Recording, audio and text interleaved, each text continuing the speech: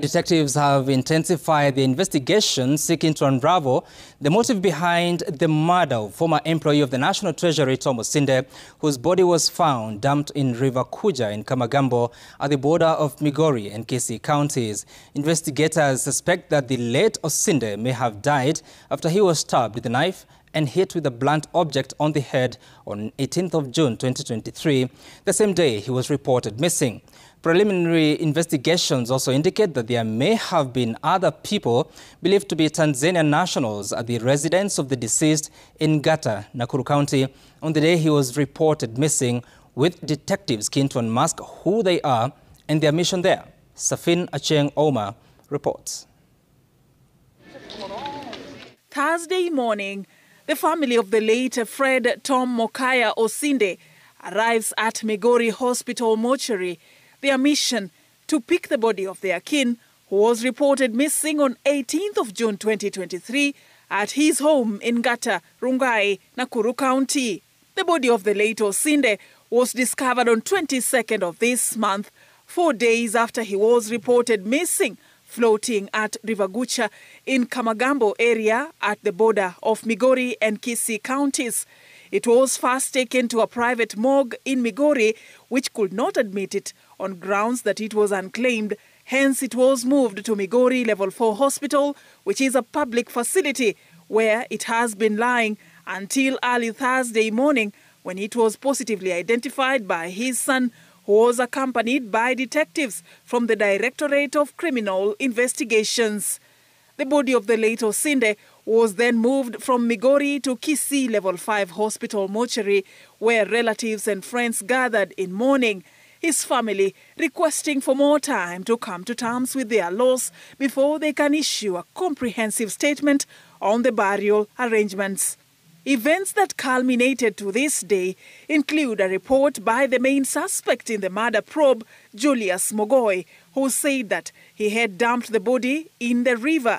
Mogoi led the DCI officers to the crime scene on Tuesday this week. Huu mto ambao uko nyuma yangu unaitwa River Kuja.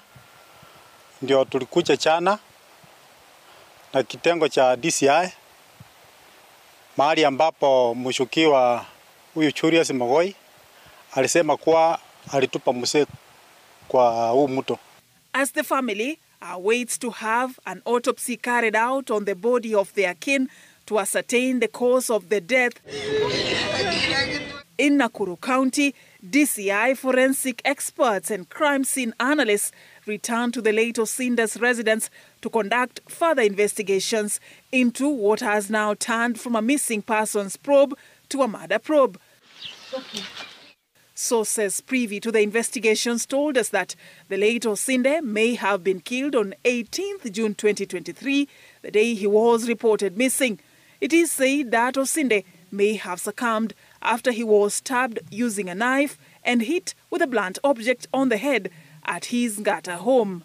The deceased car had some blood stains when it was recovered in Transmara, with the police now investigating how he was moved from his house to his car, then driven to Kisii County. Police told Citizen TV that there are some inconsistencies in the timestamp from the two suspects, Julius Mogoi and Mugo Gathi, and that they suspect he could have been dragged before they left the homestead. The police are also investigating claims that there were other people believed to be Tanzanian nationals in the deceased house on the day of the incident. The officers are also seeking answers on the mysterious tampering of the electricity connection in the deceased house. 2 switches are interfered with upstairs, but we are still investigating.